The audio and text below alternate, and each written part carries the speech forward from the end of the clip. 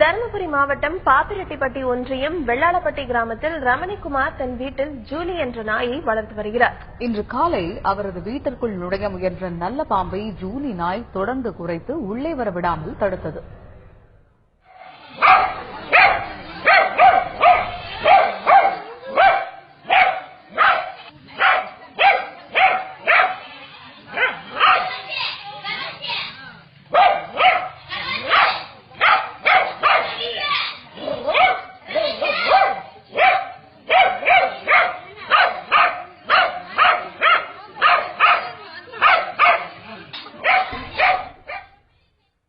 ஆனால் நீண்ட நேரமாக போராடியும் பாம்பு வெளியேறாததால் தன் தோழியான கருவாச்சியை உதவிக்கு அழைத்தது ஜூலி.